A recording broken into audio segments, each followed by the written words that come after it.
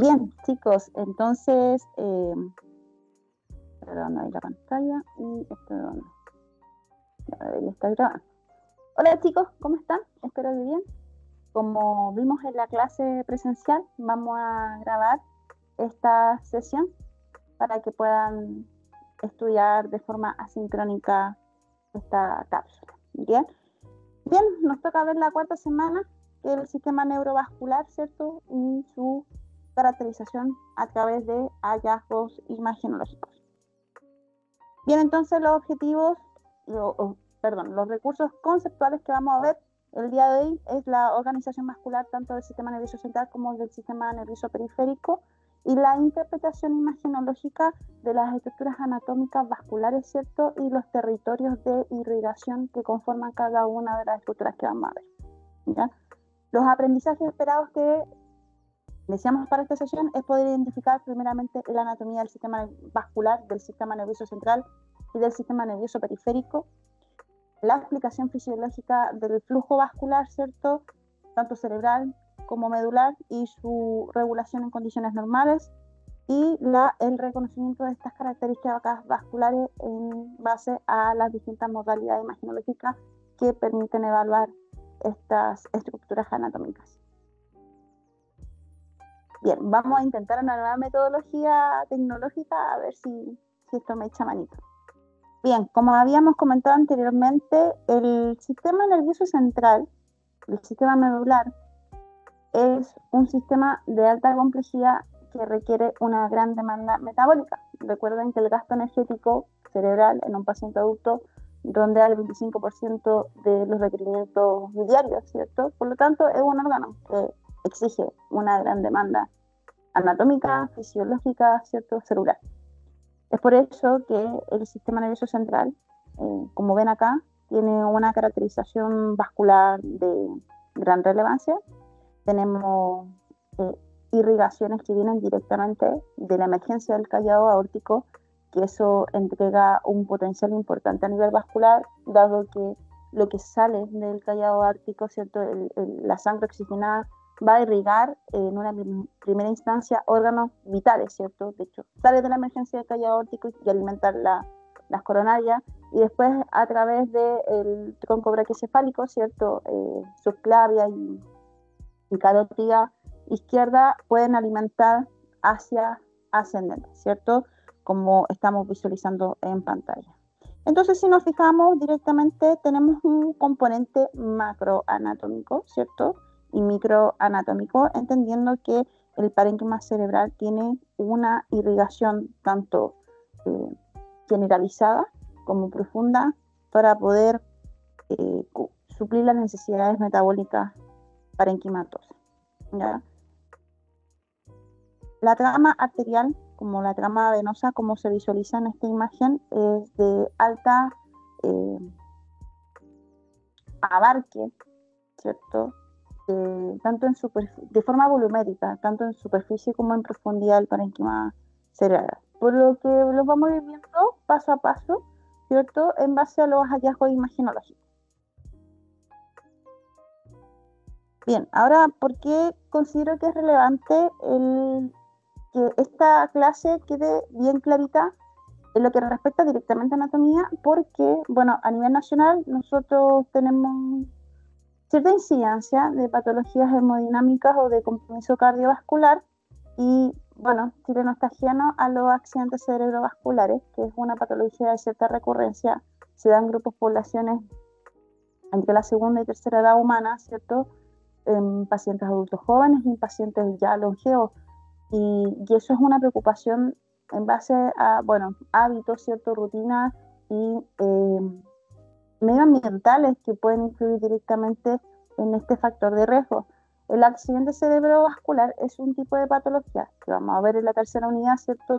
Todas las grandes familias asociadas a compromisos centrales y periféricos, ¿cierto? Del sistema nervioso, entran en una categoría que, si bien es cierto, puede estar en complemento a otras caracterizaciones patológicas, pero la incidencia de esta enfermedad es de gran relevancia. Entonces, los dejo invitados a que revisen las guías del MinSal, ¿cierto? Para que puedan verificar ¿cuáles son los flujogramas que se trabajan para algunas patologías que requieren como algoritmo, ¿cierto?, clínico, la utilización de hallazgos imaginológicos como tomografía computada y resonancia magnética, que los vamos a ver durante esta cápsula?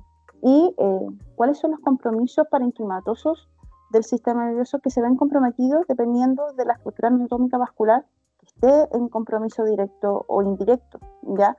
Indistintamente de sus razones, sea por causas isquémicas, hemorrágicas o compromisos secundarios asociados a lesiones o causas inflamatorias infecciosas que también pueden ocurrir, ¿ya?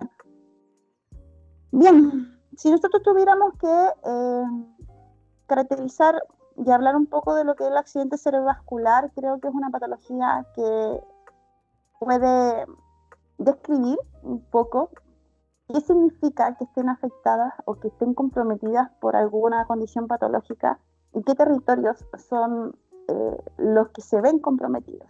¿Por qué les menciono esto? Porque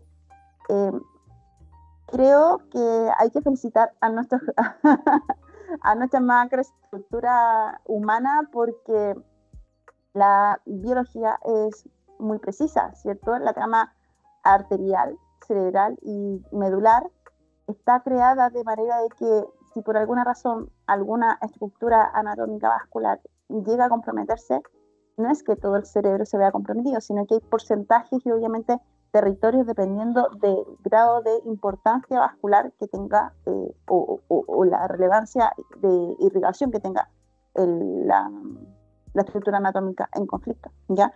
Y esta imagen considero que la representa bastante bien, puesto que es una imagen muy conocida, ¿cierto?, por los colegas que trabajamos habitualmente en estas áreas, en estudios vasculares, ¿cierto?, y que nos entrega información relevante, puesto que toda la trama vascular, como les decía, tiene una función de irrigación específica, que las vamos a ir viendo con detalle. Sin embargo, creo que es meritorio poder caracterizar a través de esta imagen que hay secuencias en resonancia magnética, y saco a la palestra la resonancia magnética porque no es que sea especialista en resonancia, pero bueno, esta técnica nos permite caracterizar muy bien cuando hay conflictos de metabolismo celular, como lo que es la secuencia de difusión, que vamos a ver más adelante, que es una técnica de gran relevancia para caracterizar el compromiso celular y los estados de injuria del proceso parenquimatoso cerebral.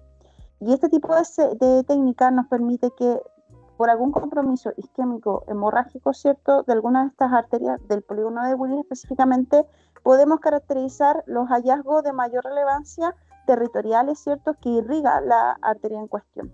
Las vamos a ir viendo con detalle, pero es interesante ver que hay ciertos patrones que cuando uno está haciendo las resonancias ya sabe la arteria de compromiso o el segmento de la arteria en cuestión, como la arteria cerebral media, ¿cierto?, la arteria cerebral medial, ¿cierto?, que esta se divide en 4 segmentos y dependiendo de los hallazgos imaginológicos nosotros podemos hasta clasificar en qué segmento se encuentra el trombo, ¿cierto?, y la viabilidad clínica o las secuelas clínicas que podría presentar el paciente una vez pasadas las 4 horas de ventana, que es el periodo de injuria de gran relevancia que existe al momento de moverse con un paciente con un accidente cerebrovascular, ¿cierto?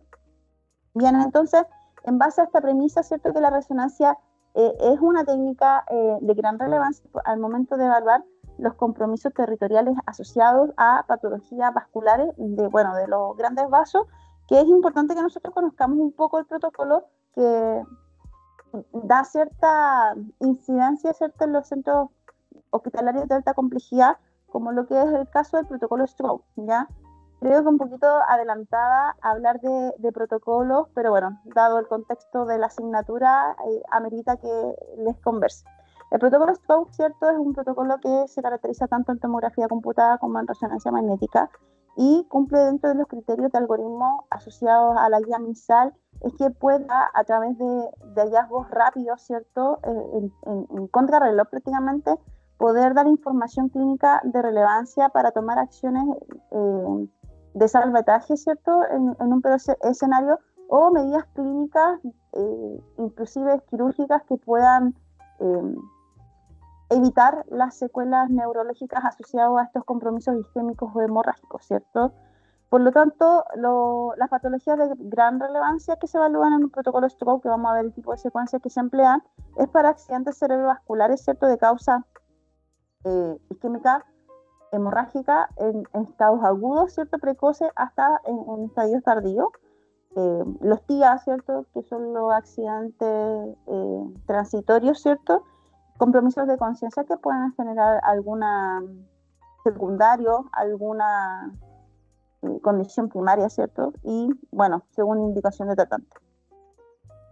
Entonces, los protocolos de stroke son protocolos muy rápidos porque hay que moverse rápido con el paciente, por lo tanto tenemos que tener información a cabalidad y, bueno, debo decir, no sé si es lamentable o no, a mí me parece un lindo desafío, es que en los hospitales suele pasar que los radiólogos en la noche no están, o a veces hay uno, o muchas veces este personaje no existe en los turnos de noche, por lo tanto es el tecnólogo médico el que de alguna otra forma entrega información complementaria al tratante en la medida que esperamos el informe médico radiólogo. Recuerden que a través del código sanitario nosotros ya nos dan facultades para poder dar información clínica imaginológica en casos muy puntuales donde existe compromiso vital, ¿cierto?, o riesgo inminente por parte del paciente en base a los hallazgos imaginológicos que nosotros presentamos en algún caso clínico.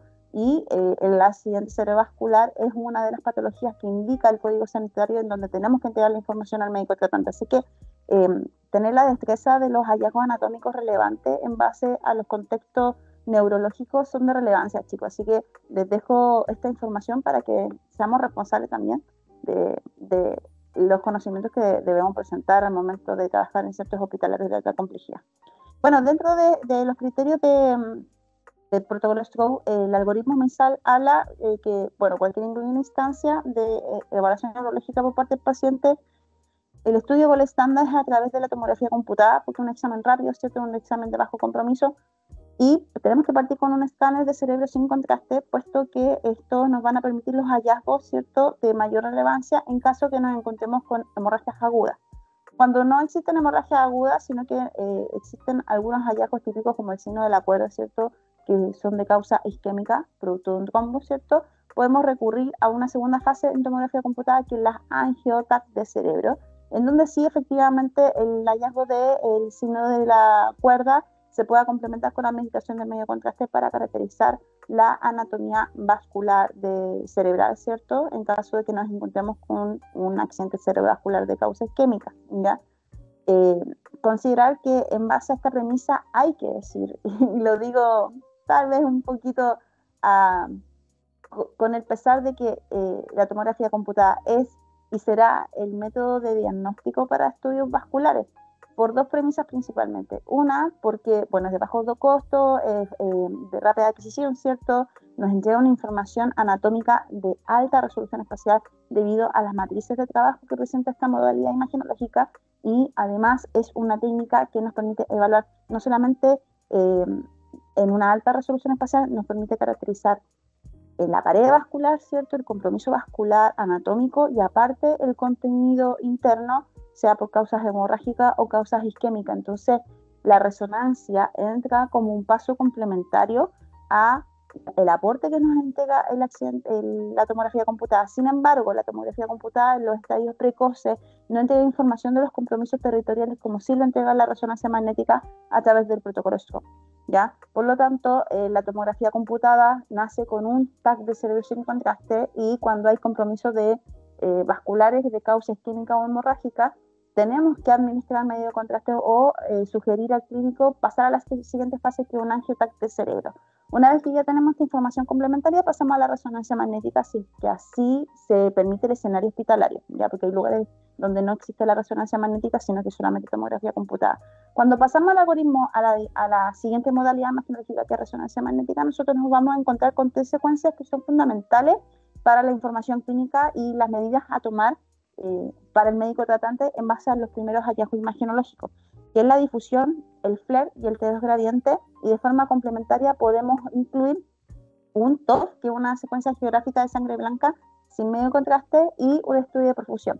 Ahora, esto es lo que están viendo acá, en el fondo el algoritmo de secuencias que va en este orden. Claro, entrega información valiosa, pero ya tenemos el escáner, entonces si ya tenemos hemorragias que se descartan o que se pueden descartar por tomografía computada, tenemos que ir descartando otro tipo de secuencias, como la secuencia gradiente para descartar lesiones crónicas. Por lo tanto, nos quedaría difusión y FLAIR. En el caso de la difusión, entrega información metabólica celular, lo que hace que todas las células que estén en este estado de ventana, ¿cierto?, de alerta, producto de una oclusión de algún vaso importante, tienen 4 horas para poder prevalecer sin generar secuelas neurológicas. Entonces, toda esta caracterización de las imágenes, que la vamos a ver a continuación, se permiten evaluar en la difusión.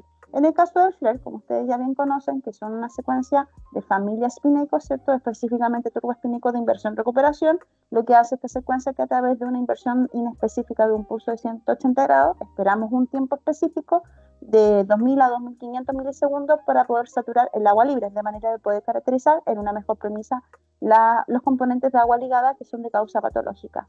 En el caso de los accidentes cerebrovasculares, el agua que se podría visualizar acá es el asociados a compromisos celulares, ¿cierto?, ya pasadas las 4 horas, en donde hay un edema local citotóxico. Y esto podría ser un compromiso ya de que ese paciente, en base a los hallazgos, podría generar secuelas neurológicas que sean irremediables, ¿cierto?, que no sean no corregibles por otro tipo de tratamiento médico. En este escenario, ¿cierto?, el FLAIR genera o caracterización imagenológica en base a los hallazgos muy similares a tomografía computada, que si bien es cierto no son las mismas técnicas imagenológicas, sí nos permite poder acercarnos de manera de poder evaluar si existe o no este edema y los compromisos neurológicos. Por eso es importante saber los territorios que vamos a ver a continuación, que son de gran relevancia en los primeros hallazgos, las primeras 4 horas, ¿cierto?, tanto en tomografía como en resonancia magnética, específicamente en el TAC sin medio contraste, en el TAC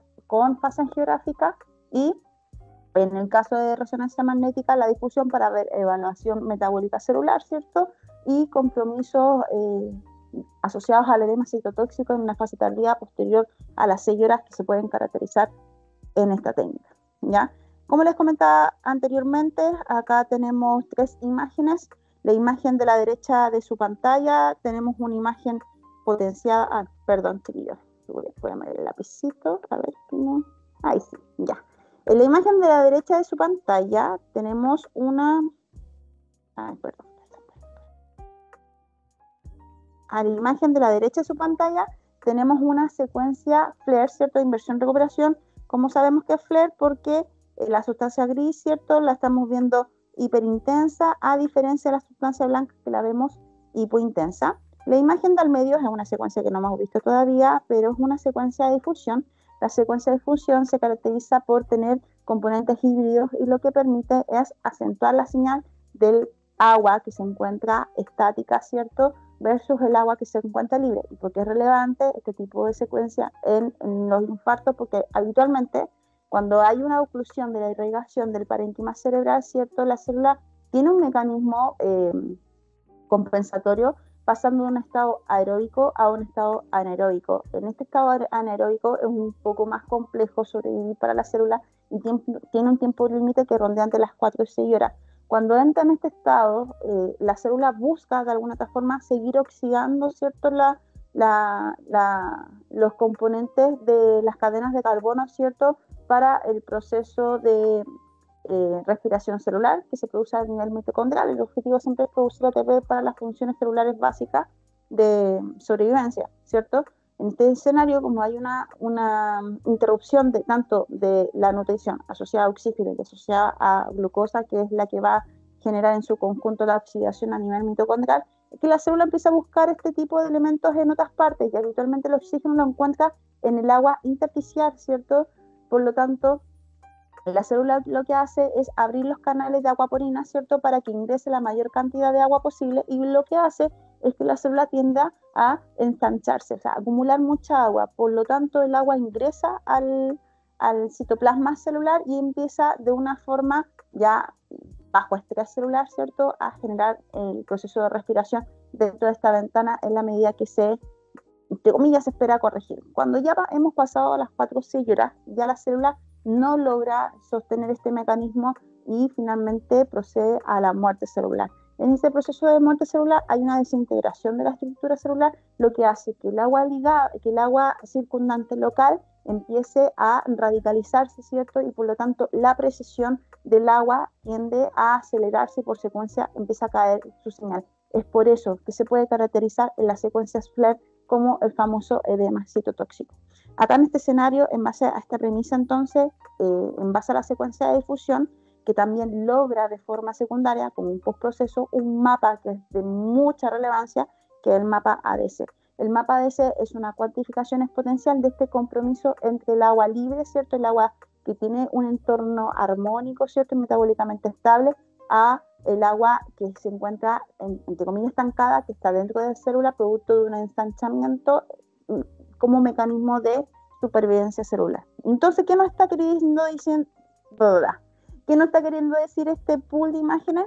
Que la imagen FLAIR nos va a indicar exactamente cuánto tiempo lleva el paciente con el compromiso celular, ¿cierto? ¿Está o no está literalmente en ventana?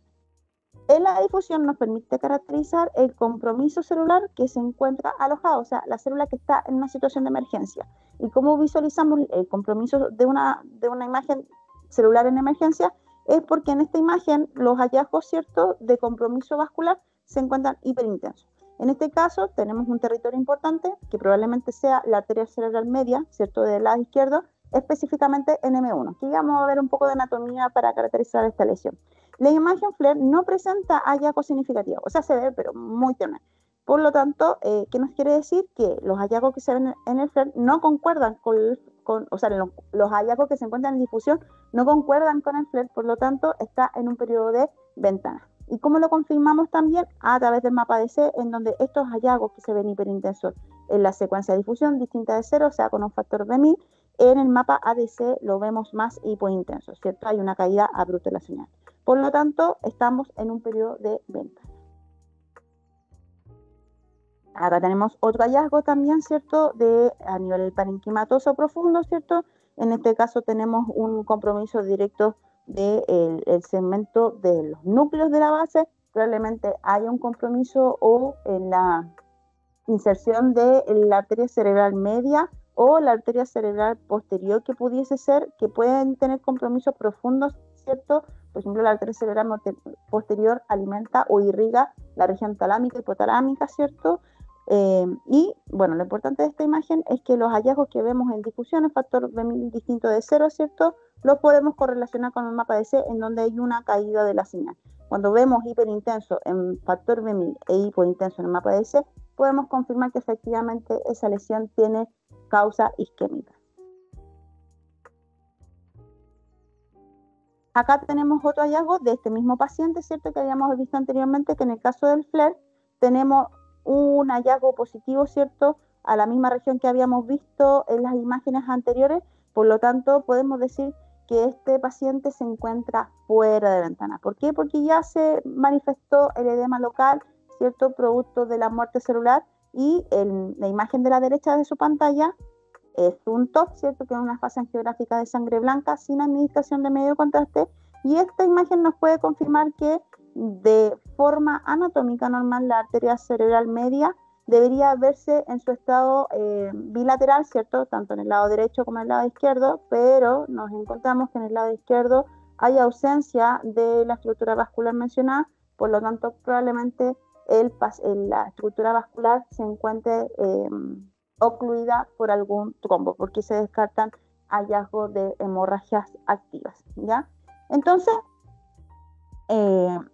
¿por qué les cuento esto? Porque es de gran relevancia e importancia que ustedes ya vayan complementando la información que estamos viendo tanto en tomografía computada como en resonancia magnética, y cómo entre estas modalidades imagenológicas se va contando la narrativa clínica que está presentando el paciente, entendiéndose que este tipo de protocolos indican estados agudos clínicos y hay que tomar medidas y decisiones rápidas para evitar las secuelas neurológicas. Entonces, contarles que esto tiene una siguiente resolución. Estas son imágenes que no hemos visto todavía, pero espero que cuando vengan a ver nuevamente el video ya tengan un poquito más de conocimiento, estemos viendo protocolos en neuro y les va a hacer todo el sentido del mundo todo lo que estoy hablando ahora, que puede que se enreden un poquito. Contarles que detrás de estas imágenes es un caso, se me había olvidado comentarles, es un caso de una paciente que atendí hace muchos años atrás en el hospital. Fue un caso bien de alto ruido clínico. Era una paciente haitiana, femenina, joven, tenía como 27, 32 años por ahí, no recuerdo la edad. Y lo que tenía particular de esta historia es que esta paciente llevaba 2 días en Chile, o sea, había viajado, había tenido un viaje aéreo de trayecto largo, no recuerdo de dónde venía sinceramente, y cuando llegó a Chile empezó con compromiso neurológico. La llevaron en ese entonces que estaba trabajando en el Hospital Barros Luco, hicieron un escáner, ¿cierto? No se encontraron hallazgo, la mandaron para su domicilio, ¿cierto? Ella volvió nuevamente al hospital con clínica mucho más acentuada y le volvieron a tomar un escáner y ya presentaba los primeros hallazgos y compromisos en los núcleos de la base. No tengo las imágenes de escáner, pero sí ya estábamos viendo estas lesiones, ¿cierto? Por lo tanto, se recurrió a un segundo método que fue la resonancia magnética, en donde le tomé este examen. En esta resonancia magnética nosotros ya nos encontrábamos con estos hallazgos que había un compromiso de la arteria cerebral media. A esta paciente se le hizo un estudio de tomografía computada de perfusión también, en donde sí acá vemos de una forma muy similar, ¿cierto?, a lo que podíamos ver en resonancia magnética, que estos mapas también los podemos sacar en perfusión por resonancia, que lo vamos a ver más adelante, ¿cierto?, que hay un compromiso de un territorio importante y habitualmente este segmento que se ve levemente alterado con color azul, el MTT, ¿cierto?, que es un valor específico del tiempo de tránsito medio de la sangre, nos está indicando ya de que existe ese territorio un grado de compromiso relevante, ¿ya? A esta paciente además se le hizo un estudio de angioresonancia, ¿cierto? Porque no le habían hecho un angiotac de cerebro y nos encontramos que efectivamente la paciente presentaba una oclusión parcial de la arteria cerebral media, como se visualiza ahí, probablemente a la altura de M2, ¿cierto? Y a través de los hallazgos en estudio de procedimental, ¿cierto?, intervencional, en pabellón directamente, porque después de la resonancia la paciente se fue directo a pabellón en ese mismo momento, o sea, llamamos al clínico mientras se estaba moviendo el equipo de angiografía y cuando ya encontraron con las primeras imágenes, había una oclusión completa, ¿cierto?, de este segmento como se visualiza en estas imágenes. Y bueno, finalmente el médico logró encontrar el trombo y por medio de una trombectomía mecánica permitieron sacar este pequeño trombocito. Bueno, finalmente la paciente se salvó de las secuelas neurológicas que pudo haberse presentado en base a que se hizo un movimiento rápido con esta paciente y bueno, detrás de toda esta historia la paciente tenía antecedentes de cáncer de mama, ¿ya? Esto fue un hallazgo incidental aquí en Chile. Cuando ella llegó acá le hicieron una tomografía de tórax abdomen y se encontraron que había las masas en la región mamaria, ¿cierto? Y que la presencia de estos tumores pudo haber generado un desprendimiento de algún trombo, algún coágulo de compromiso patológico oncológico y que esto haya ocasionado consecuentemente el accidente cerebrovascular de causa isquémica, que para pacientes adultas jóvenes es de poca incidencia a menos que tenga alguna condición previa, crónica o aguda. Y en este escenario las causas oncológicas se pueden incidir en que puede haber una cierta prevalencia de compromisos vasculares, sobre todo a nivel cerebral, ¿ya? Es una historia clínica bastante interesante de análisis. Y entonces ya estamos viendo que no solamente la resonancia magnética, la tomografía computada son métodos de estudio para la caracterización de compromisos patológicos vasculares, sino que también tenemos la radiología intervencional, que es un método también basado en la emisión de rayos X, pero de forma continua, ¿cierto?, a través de estudios dinámicos, fluoroscópicos, en donde nos permite evaluar en una anatomía de alta caracterización, tanto espacial como de contraste, toda la irrigación local cerebral. De hecho, muchas de estos estudios va de forma paralela a un estudio complementario o estudios asociados a tratamiento, o sea, trombectomía, angioplastía, ¿cierto? Entre otros procedimientos clínicos que puedan hacer sobre la marcha, tanto en el estudio anatómico angiográfico, ¿cierto?, como en el proceso de tratamiento directo, que lo hace directamente el médico intervencional, por lo tanto, la comunicación directa en pabellón con el equipo multidisciplinario, médico, radiólogo intervencional, ¿cierto? La enfermera, los técnicos que están directamente a cargo del pabellón es de tremenda relevancia, chiquillos. Entonces, neuroimagen muscular es un área de una exquisitez de información y de complemento que sí nos presenta como un gran desafío como tecnólogo en la información clínica que debemos manejar, ¿ya? Entonces ya tenemos que esta primera instancia de radiología intervencional también trabaja de forma complementaria con los estudios que habíamos visto anteriormente. En el caso de la resonancia también es un método diagnóstico eficaz porque no solamente nos entrega información metabólica, morfológica, ¿cierto? Y funcional celular, como habíamos visto anteriormente con las secuencias iniciales de un protocolo stroke, que son los algoritmos clínicos de flujograma de caracterización imagenológica a través del Ministerio de Salud, sino que también nos puede entregar información relevante, secuencias complementarias que pueden desviar un poco el estrés que puede estar llevando la paciente, cómo evitar la administración de medio de contraste. O sea, entre un angioscáner de cerebro y una angioresonancia de cerebro, lejos se va a prevalecer la manipulación de la imagen por tomografía computada. Sin embargo, en muchos escenarios, por los riesgos asociados por la administración de medio de contraste o las condiciones basales del paciente, a veces es meritorio pasar a técnicas sin administración de medio de contraste, y la angioresonancia magnética de sangre blanca es la técnica idónea para caracterizarla. Como se visualiza acá, tenemos una imagen de gran caracterización de interfase de contraste. Sin embargo, tiene algunas limitancias que, bueno, dado lo largo que son estos exámenes, no son los métodos más idóneos para estudiar las urgencias de accidentes cerebrovascular, sino más bien un complemento directo. De hecho, los estudios geográficos de cerebro, cuando nosotros tenemos la sospecha que está evaluada ya en tomografía computada y las primeras imágenes de resonancia, podemos ver rápidamente qué compromiso territorial está asociado y obviamente entender qué vaso está comprometido y hacer un TOF solamente en la región vascular que dure 2 minutos a lo mucho, ¿cierto? Es de gran relevancia en vez de hacer un TOF completo, que habitualmente esta secuencia es bastante larga, dura de 5 a 6 minutos, ¿ya? Otro estudio de gran relevancia que nosotros conocemos en el mercado son las angioresonancias de cuello, ¿cierto? Que las podemos ver acá en los volúmenes de tomografía computada, ¿cierto? Que los tengo por acá, ¿dónde los tengo? Los tengo por aquí.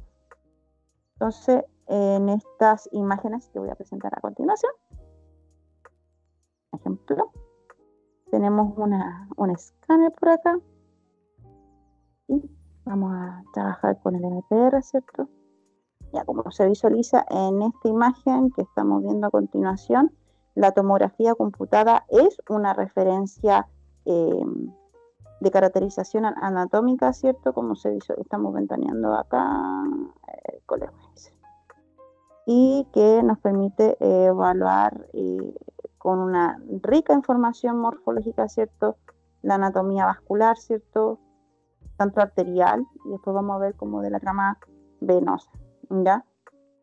Por otro lado, tenemos también la resonancia magnética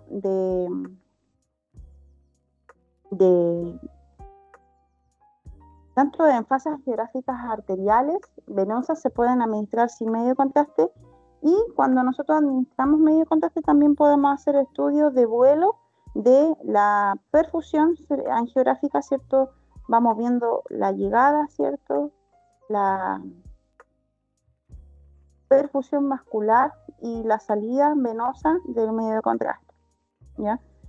Y como les comentaba anteriormente, la tomografía computada es y será el gold estándar de evaluación, sobre todo vascular, de las paredes vasculares, sobre todo en patologías críticas como las disecciones aórticas, ¿cierto?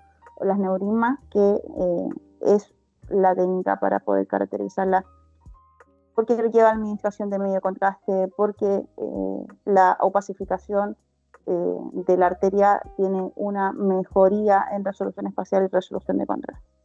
¿Ya? Entonces, ya entendemos que reso, escáner y radiología intervencional para el estudio vascular del sistema nervioso central y del sistema nervioso periférico es un tema. Tenemos que ser expertos en anatomía vascular. Así que vamos a partir por el compromiso arterial, ¿cierto? que, bueno, el cerebro necesita irrigación y necesita irrigación rápida. Por lo tanto, la perfusión habitualmente de un paciente adulto, o sea, el tiempo que tarda desde el callado aórtico hasta que llegue la primera irrigación arterial al sistema nervioso central, debería estar entre los 7 a 9 segundos.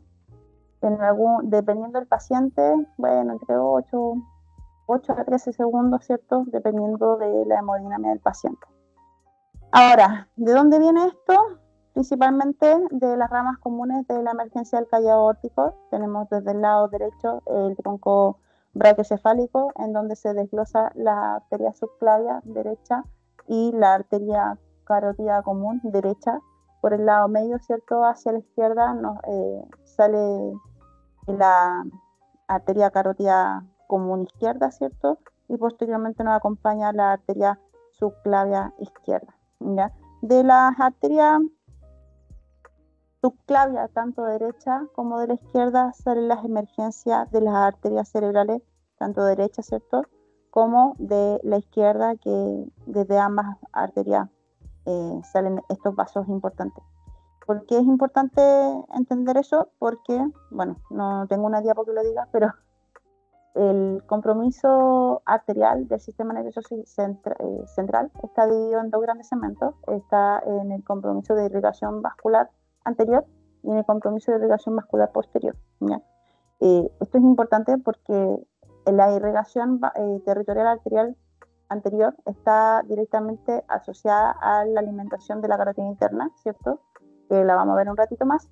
Y el compromiso de irrigación arterial posterior del sistema nervioso central está asociado directamente a la alimentación de las arterias vertebrales que se unifican a través de la arteria basilar, que la vamos a ver también más adelante.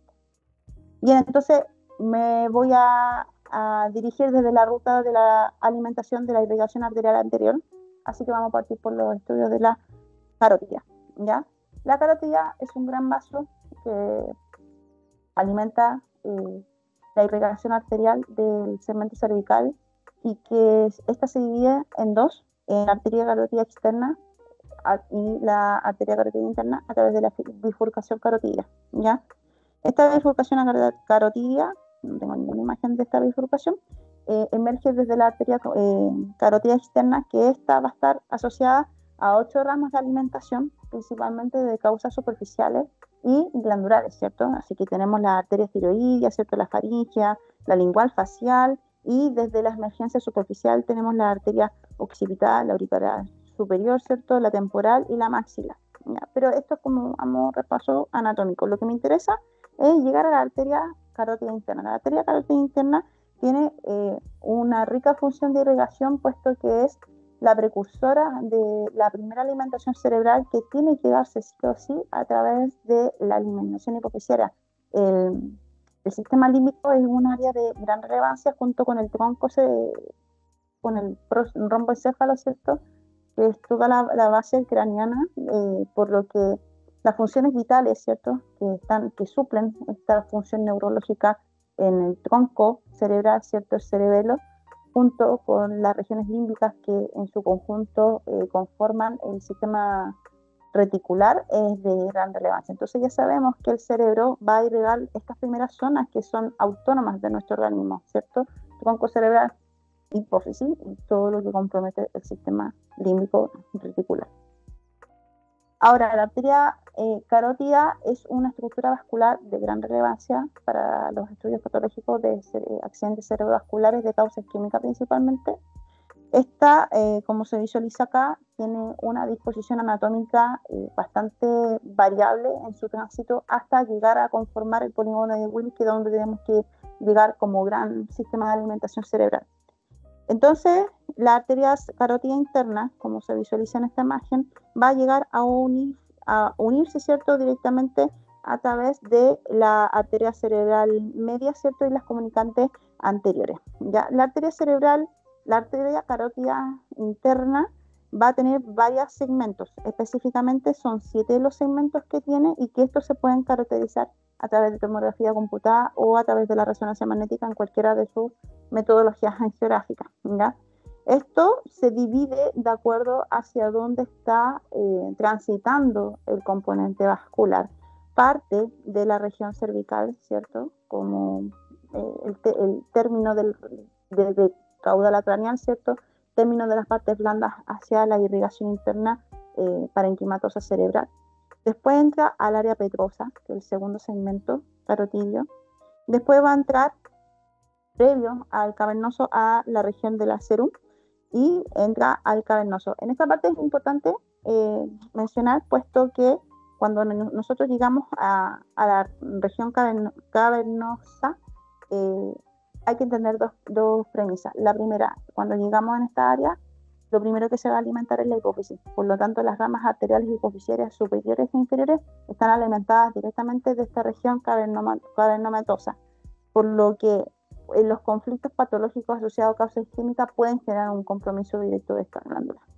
Una vez que nosotros ya pasamos la región cavernomatosa, ¿cierto? Entramos ya a la región de unificación con la arteria cerebral media, ¿cierto? Y la comunicante, que es la que termina finalmente. Y entre medio de la región clinoide y comunicante, que es la parte final donde termina la arteria carótida común, tenemos la emergencia de la arteria oftálmica. Entonces, comprenderán que conocer los distintos segmentos donde va transitando de acuerdo a la relación anatómica donde está inmersa este vaso es de gran relevancia, ¿ya?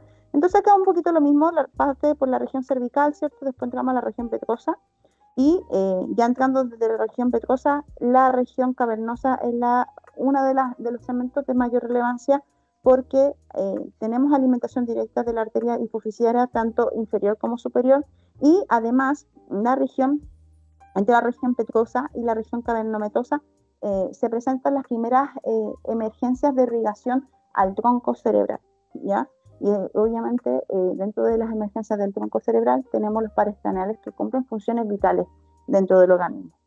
Pasamos a la región cavernomatosa y después, previo a la comunicación de la arteria comunicante posterior, ¿cierto?, con la región de la arteria cerebral media, tenemos la emergencia de la arteria oftálmica, ¿cierto?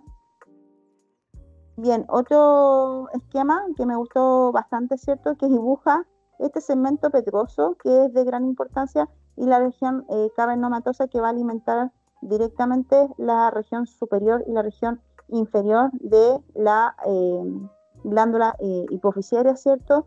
Y llegando a la región clinoidea, sale la emergencia, va a salir la emergencia de la arteria oftálmica, que es de gran relevancia, puesto que también justo en este segmento entre la arteria comunicante posterior, ¿cierto?, o sea, la posterior junto con la arteria cerebral media, esta zona vascular es una zona precursora también de otro tipo de patología de variables de la pared vascular, como son los aneurismas, ¿cierto?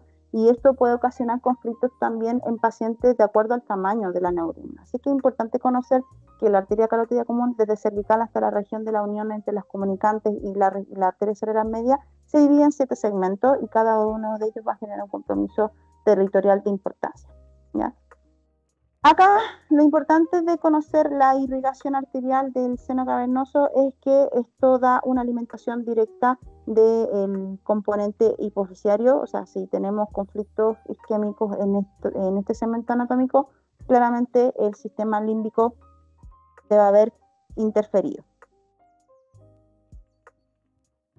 Ahora, el método de estudio para evaluar directamente este segmento de la arteria carótida común va a ser tomografía computada y la radiología intervencional.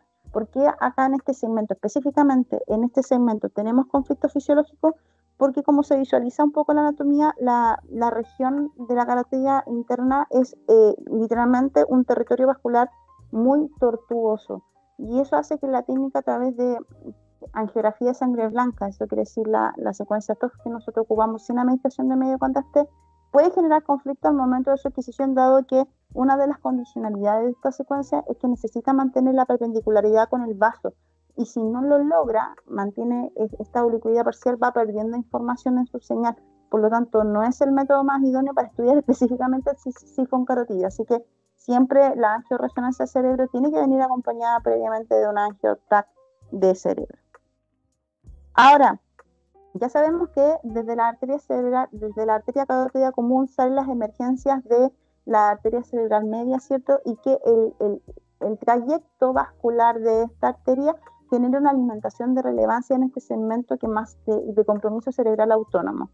Sobre la misma marcha, desde la región posterior, ¿cierto? Nosotros ya vimos que la arteria carótida interna, ¿cierto?, puede generar comunicación directa con la arteria cerebral media, ¿cierto?, y la arteria comunicante posterior, mientras que desde la comunicación de irrigación arterial cerebral posterior, nosotros nos vamos a encontrar con las arterias vertebrales que en su unificación van a conformar la arteria basilar. ¿Por qué es importante la arteria basilar y todo este segmento vascular que viene de la irrigación del territorio vascular posterior? Es porque desde esta región nosotros vamos a alimentar el tronco cerebral, ¿cierto? Nuestro romboencéfalo. ¿Y por qué es útil? Porque, como habíamos comentado anteriormente, están todas nuestras funciones autónomas alojadas en este segmento. Así que el territorio vascular local es de mucha importancia.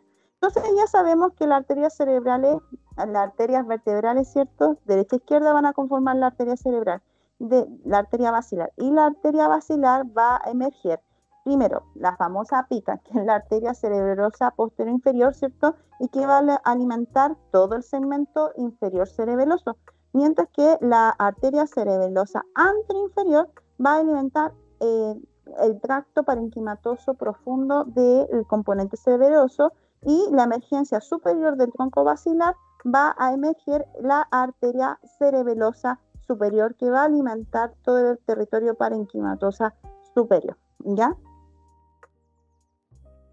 Sobre la marcha también tenemos las arterias basilares perforantes que van a comunicar de forma interna y profunda el componente parenquimatoso del tronco cerebral. Entonces ya sabemos que estos dos componentes vasculares son de relevancia y que además hay que agradecer que el torrente arterial cerebral está dividido en dos. ¿Por qué? Porque si uno de ellos se encuentra en compromiso, pónganlo ustedes, la arteria la arteria carótida común, o sea, la arteria carótida interna, tenemos un segundo mecanismo de irrigación que es la irrigación posterior.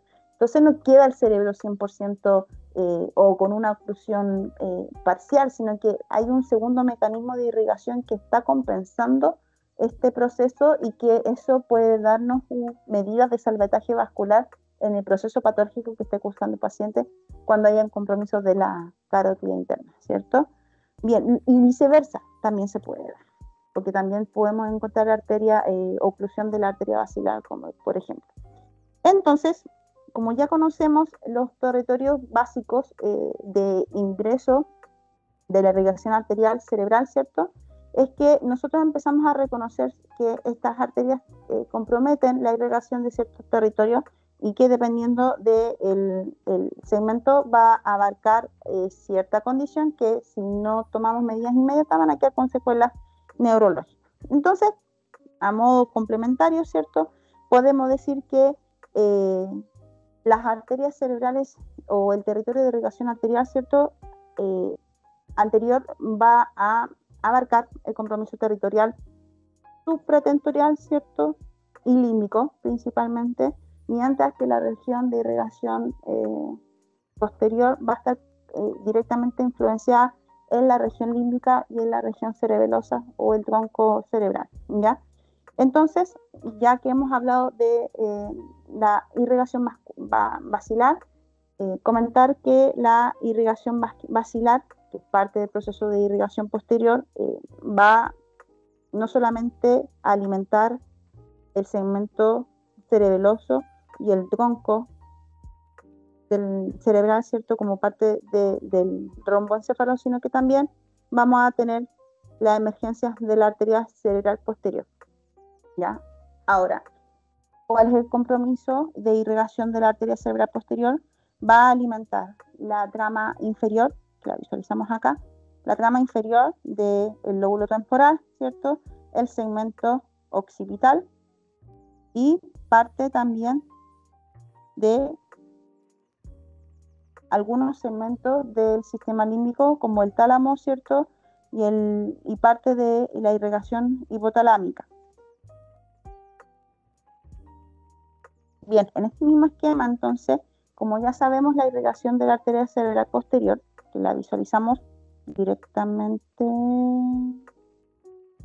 acá, o sea, si tuviéramos que ver un infarto, esos serían los compromisos locales, ¿cierto? Y que ya hemos visto anteriormente la arteria cerebrosa inferior-posterior, ¿cierto? La arteria cerebrosa anterior-inferior, las arterias perforantes vacilares, ¿cierto? Ahora vamos subiendo un poquito más. Dentro de ellas tenemos las arterias perforantes talámicas, ¿cierto? Que salen de alguna forma, de forma complementaria, desde la arteria cerebral posterior, ¿cierto? Y una vez que nos comunicamos con las arterias comunicantes posterior, entramos a nuestra querida arteria cerebral media. Y aquí me voy a detener un poquito porque la arteria cerebral media es todo un tema, ¿ya? La arteria cerebral media tiene varios conflictos por su ubicación, dado que, como les había comentado anteriormente, la arteria cerebral media viene del sifón carotidio y esta unión del sifón carotidio con la arteria carótida común, ¿cierto? Y la emergencia de la arteria cerebral media es una zona de conflicto para la presencia de aneurisma, entonces es un territorio vascular de importancia. La arteria cerebral media, ¿cierto? Tiene una función territorial de irrigación importante, dado que en base a este criterio se va dividiendo en segmentos territoriales, en M1, en M2, ¿cierto? En M3, este segmento que está acá, y parte más superficial de M4. Entonces, ¿cuál es la importancia de esto? Es que dependiendo del grado de compromiso, ¿cierto? Que nosotros vamos a tener a nivel de la arteria cerebral media, es cuánto compromiso territorial nosotros vamos a tener. Si está más central, o sea, si está más a medial, obviamente los compromisos territoriales van a ser superiores, a diferencia de que cuando nos vamos hacia la periferia parenquimatosa cerebral, ¿cierto? Como en este caso de los compromisos que tenemos acá, que habíamos visto anteriormente. ¿Cuál es la otra consideración de importancia? Es que también la arteria cerebral media tiene funciones de irrigación del sistema límbico debido a que entre los subsegmentos que se van produciendo en la arteria cerebral, específicamente entre M2 y M3, se producen unas arterias de parenquimatosa profunda, que son las arterias lenticuloestriadas mediales.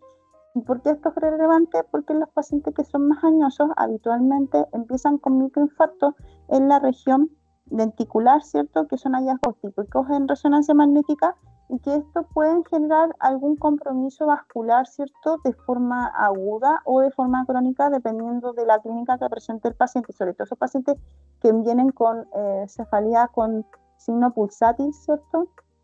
Con signos de alarma, y que vamos viendo que existen estos hallazgos de rotura vascular que probablemente sean por alzas de presión no controladas a través de fármacos, ¿cierto? O que esté cursando un hipertensión arterial, ¿cierto? En su estado precoz, que es típico de los pacientes ya cuando entramos a un estado en la quinta década de vivencia, ¿cierto? Bien, entonces ya hemos visto el compromiso arterial cerebroso posterior, los cerebrosos medios, y nos queda el territorio cerebral anterior. El territorio cerebral anterior lo podemos dividir en dos tramas. Tenemos la trama más superficial o supratentorial, en donde va a alimentar, ¿cierto?, partes de la corteza frontal, ¿cierto?, y específicamente en los segmentos de materia gris, sobre todo en las regiones de caracterización motora, como se visualiza en esta imagen, ¿cierto? Bien.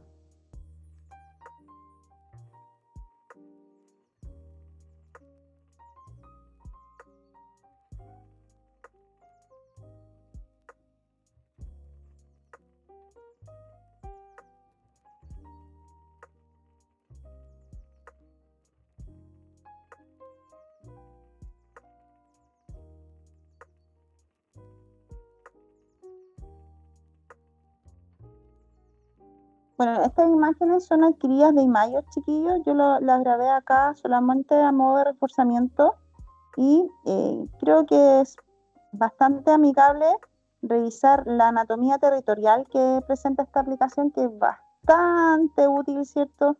Porque nos permite, a través de función de colores, cuáles son los territorios, ¿cierto?, en donde tenemos compromisos arteriales importantes, ¿cierto?, como en el caso de la arteria cerebral media, las arterias profundas, ¿cierto?, que habíamos visto acá, que son las lentículos estriadas, ¿cierto?, en su totalidad. Por lo que sería bastante útil que ustedes puedan emplear esta aplicación para poder acostumbrarse al ojo clínico, porque así como lo ven ustedes en esta imagen, se puede caracterizar en la secuencia de difusión. Así que para que se aprendan un poquito de los territorios que tienen irrigación profunda, ¿cierto? Como las arterias cerebrales medias, ¿cierto? Las arterias cerebrales anterior y posterior, que habíamos visto anteriormente.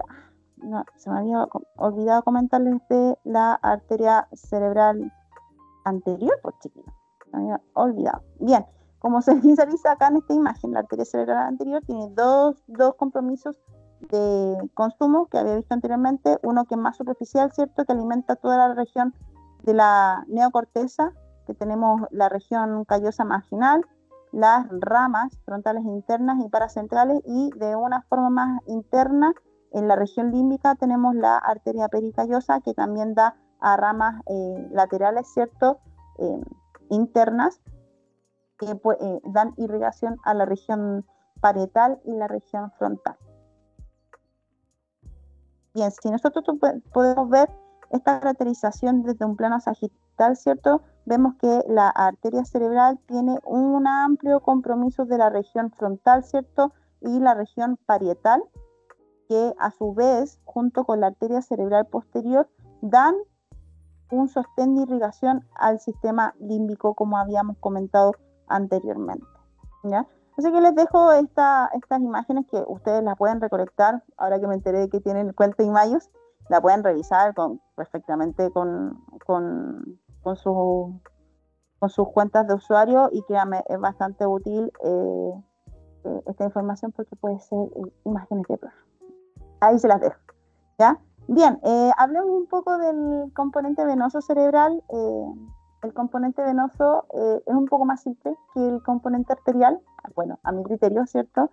Está compuesto principalmente por los senos, ¿cierto? El seno sagital superior, ¿cierto? Y el asociado directamente a los senos transversos, que dan la mayor irrigación venosa del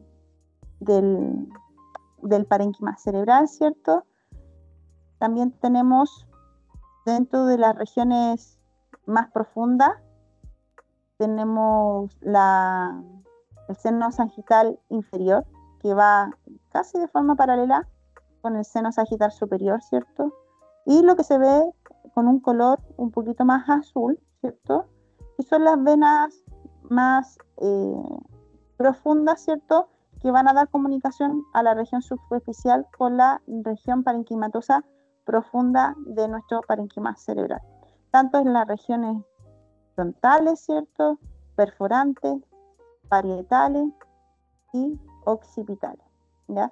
Esto de forma interna lleva un compromiso venoso profundo, que es lo que se visualiza en color celeste, ¿cierto?, y que está en íntima relación con el componente cavernomatoso del sistema límbico, que es parte de la regulación del sistema límbico, ¿cierto?, y que nos va a permitir mantener o conocer el compromiso venoso cerebral, ¿ya? Esto lo podemos evaluar. Aquí creo que es más pertinente estudiarlo por resonancia magnética, sobre todo en los estudios de angioresonancia de sangre blanca de fase venosa, ¿cierto?, sin administración de medio de contraste.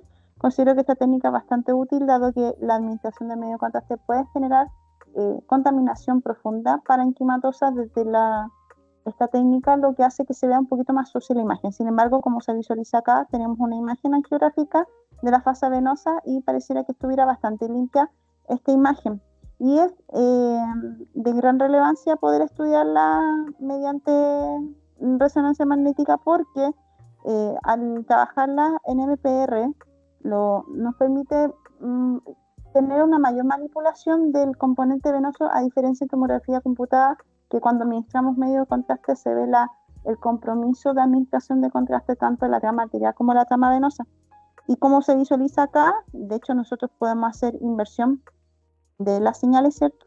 Lo que hace que la técnica sea mucho más amigable de caracterizar anatómicamente, y la visualización de la trayectoria vascular se hace mucho más, como le digo, amigable en esta técnica que en tomografía computada, al menos cuando nosotros ya nos estamos familiarizando con la anatomía vascular, o sea, cuando estamos recién ejerciendo como tecnólogo médico. Así que es de relevancia que puedan echarle una miradita a esta imagen, ¿ya? Para poder caracterizar este compromiso venoso. Bien, ya hemos revisado el componente venoso y componente arterial del sistema nervioso central, y ahora vamos a el compromiso vascular de la médula. La médula, a diferencia del sistema nervioso central, tiene dos compromisos. O sea, la forma de segmentarse la irrigación vertebral también es interesante de analizar, porque va a depender de cuáles son los grandes vasos que van a emerger la ramificación e irrigación de estos segmentos, ¿ya? Por lo tanto, para mantener a nuestro querido sistema nervioso central completito y vivito, ¿cierto? Como se visualiza en esta imagen, porque dependemos del sistema nervioso, ¿cierto? Es que nosotros vamos a dividir los segmentos de irrigación vertebral. Partimos por la emergencia superior, ¿cierto? Como se visualiza en esta imagen, en donde desde el callado aórtico tenemos la emergencia del tronco brachiocefálico, la carótida común y la subclavia izquierda. Estas, desde las subclavias, tanto derecha como de la subclavia izquierda, van a emerger las arterias cerebrales, las arterias vertebrales, que finalmente llegan a la región central, ¿cierto? Al sistema nervioso central, a través de la unificación por la arteria basilar, ¿ya? Estas arterias generan un compromiso vascular, tanto anterior como posterior, que conforman lo que es la arteria vertebral, ¿cierto? Tanto la anterior como posterior. ¿Por qué es importante este compromiso? Porque la arteria espinal anterior con las arterias posteriores, las arterias espinales posteriores, van a alimentar y van a irrigar constantemente a nuestra médula, aparte de las arterias radiculares profundas, ¿cierto?, del componente medular, que van a finalmente dar sostén nutricional a este segmento anatómico. En base a esta premisa, entonces, nosotros entendemos que ya la región cervical tiene un compromiso vascular de importancia. Bajando a estos segmentos, ya empezamos a dividirnos la irrigación vascular arterial, principalmente desde qué arterias nosotros vamos a irrigar el canal medular, ¿cierto? Así que la irrigación vascular de la médula se divide en tres segmentos. El territorio anterior superior, que está directamente influenciado por las arterias vertebrales, ¿cierto? Y la emergencia del callado aórtico, y que esta va a estar comprometido hasta T2, C7 a T2, desde T4 hacia abajo, ¿cierto?, hasta T8, tenemos el territorio arterial medio, que está directamente relacionado con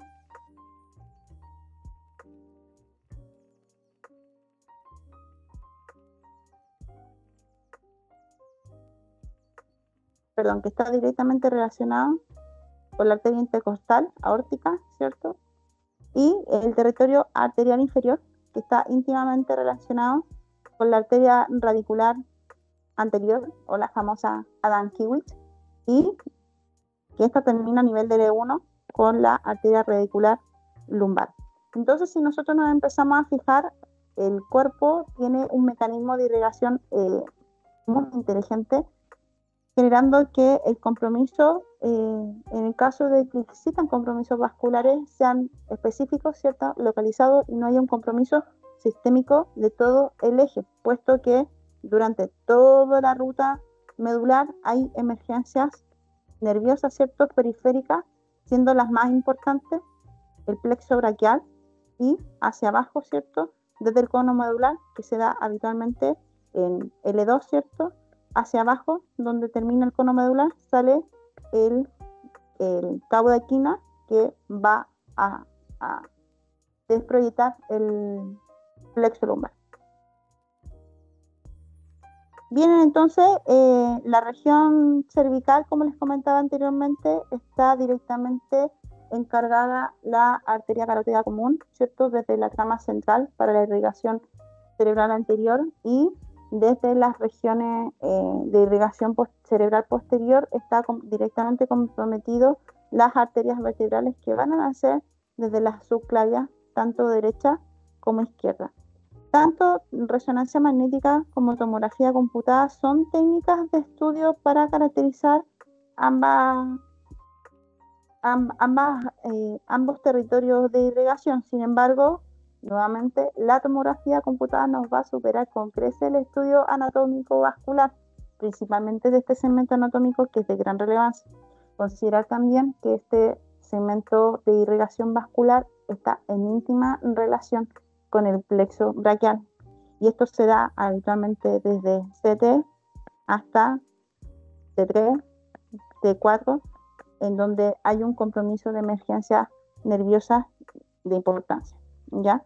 Si nosotros nos vamos más hacia inferior, desde la emergencia de la aorta, ¿cierto? Nosotros vamos a encontrar que a nivel de T9 nos vamos a encontrar con la arteria intercostal posterior, ¿cierto? Y, hacia T3 nos vamos a encontrar con la arteria intercostal aórtica y en T8, T9 nos encontramos con la Adam-Kiewicz, que va a dar una irrigación importante en la región inferior. Lo que sí me gustaría comentar que esta región también está, o estas regiones vasculares están en íntima relación también del componente venoso, como habíamos visto, tanto en el sistema nervioso central. Y esto está dividido en dos grandes segmentos. Por una parte tenemos la emergencia de la vena cava, ¿cierto? Y hacia el superior vamos a tener la vena yugular interna y la vena yugular externa. Entonces, en esta salida de la vena subclavia derecha, ¿cierto? Podemos ver que la arteria yugular es la que va a llegar directamente a la región cerebral y que va a estar en íntima relación con los senos transversos, ¿cierto? Y en conjunto con ello, de forma paralela, ¿cierto? Vamos a tener la emergencia de la de la vena yugular externa, que va a estar directamente vinculada con la irrigación venosa, ¿cierto? De la región occipital, de la región superficial, facial, ¿cierto?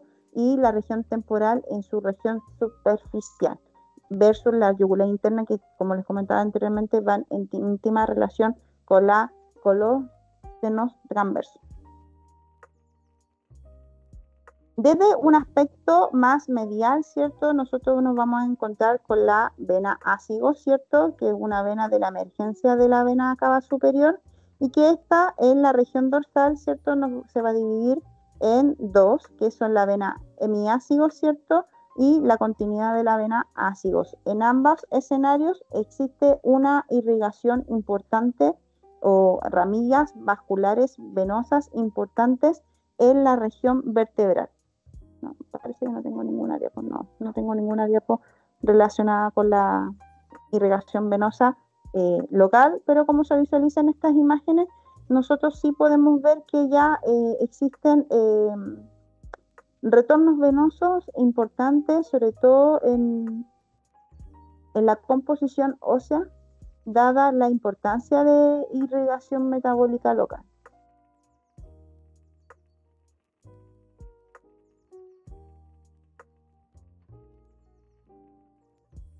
Y bueno, la región inferior, ¿cierto? La irrigación vascular medular inferior está directamente relacionada con la arteria, la Adam-Kiewicz lumbar, ¿cierto? O la arteria radicular inferior.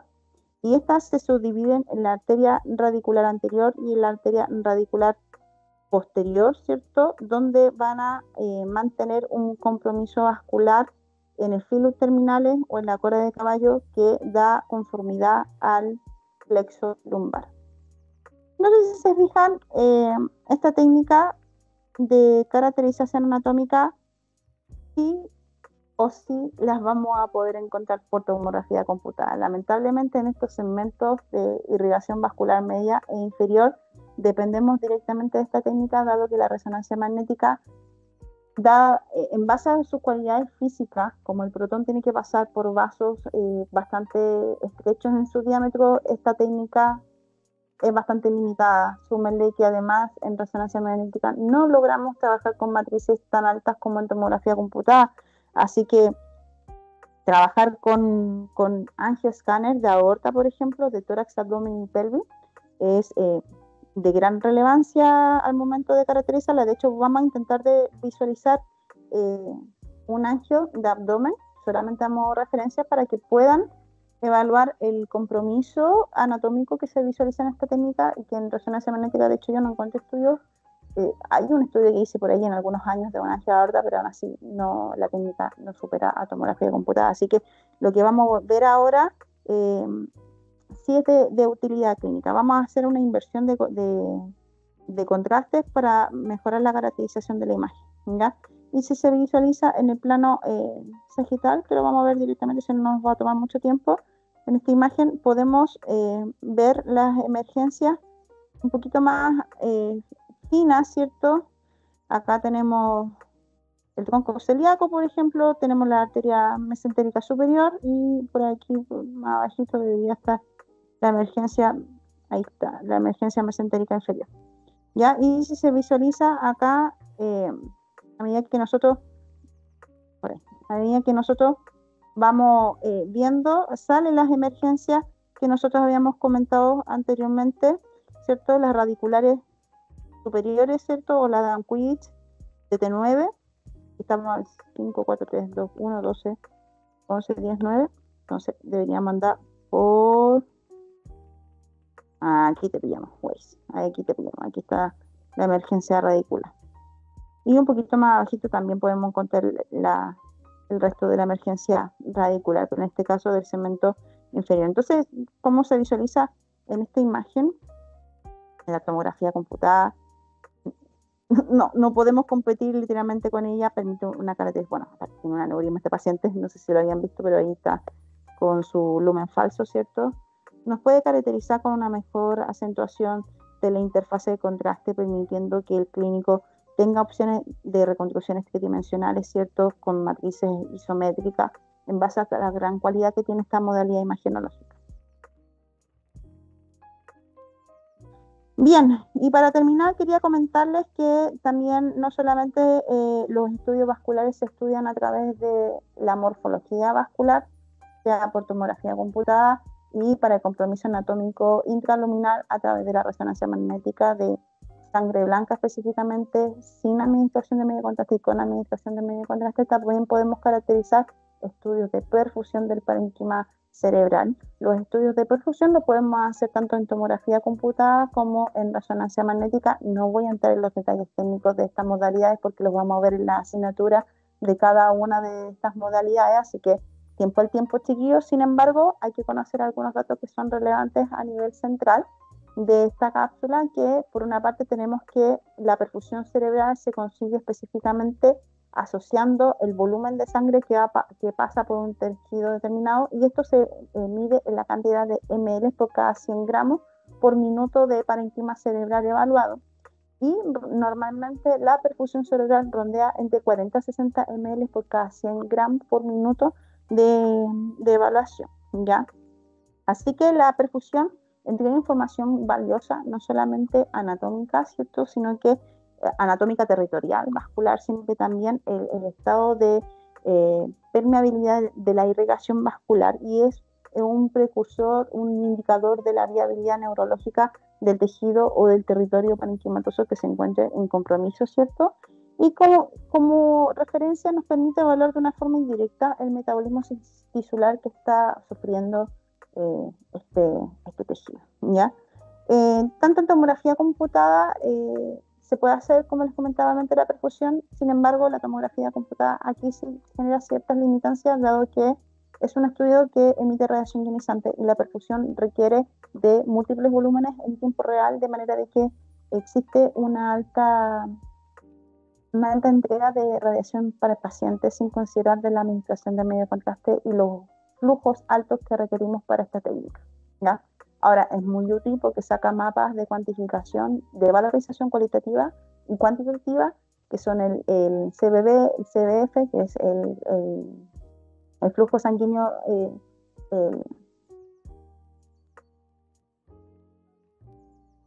el flujo cerebral, el volumen cerebral, el MTT, que es el tiempo de tránsito medio, ¿cierto? Y el TTP, que es el PIC de administración de medio contraste, ¿ya? En el caso de la resonancia magnética también tenemos dos tipos de perfusión, una sin administración de medio contraste y otra con administración de medio contraste. Claramente la sin administración de medio contraste es una técnica bastante útil, bastante rápida para evaluar la administración o sea, la viabilidad del tejido en cuestión, en donde a través también de esta técnica de administración de medio contraste podemos cuantificar cualitativamente los mapas también que emergen de esta técnica, el CBB, el volumen, ¿cierto?, el flujo, el CBF, el tiempo de tránsito medio y el MTT, que es una cuantificación, ¿cierto?, una valorización de cociente de estos criterios, ¿cierto? Bien, entonces no voy a entrar con los detalles, pero sí es importante que tenemos técnicas tanto en tomografía computada como en resonancia magnética, tanto con administración de medio contraste como técnicas sin administración de medio contraste. Esto es bastante útil, que se llama la técnica ACL, que son técnicas de perfusión sin medio contraste para en pacientes pediátricos, ¿cierto?, neonatales, sobre todo los que vienen por antecedentes de hipoxia neonatal, ¿cierto?, que producto de estrés en el parto puedan generar compromisos neurológicos en las primeras, ¿ya? Consecuentemente, cuando nosotros hacemos una caracterización a través de las distintas técnicas imagenológicas en presencia de patologías vasculares recurrentes como accidente cerebrovascular, ¿cierto?, podemos hacer análisis multimodalidades, generando una información rica de cuantificación, de caracterización tanto cualitativa como cuantitativa de nuestras imágenes. Acá tenemos un caso de un paciente que al ingresar a un centro hospitalario se le realizaron distintas técnicas, dentro de ellas tenemos FLAIR, ¿cierto?, que caracteriza edema citotóxico, secuencia T2 turbo que caracteriza morfología, ¿cierto?, de componente acuoso, la difusión de caracterización metabólica celular, ¿cierto?, sobre todo del tejido en donde el componente universal, en este caso el agua, se encuentra estático versus lo que se encuentra en movimiento, y la caracterización del mapa que emerge de difusión, ¿cierto?, que el mapa DC. También se pueden hacer estudios de valorización del parénquima a través de la perfusión. Estos son los mapas de perfusión, ¿cierto? El CBB, el volumen cerebral sanguíneo, el TTP, el tiempo de tránsito PIC, ¿cierto?, y el MTT, el tiempo de tránsito medio, que es un cociente de valorización.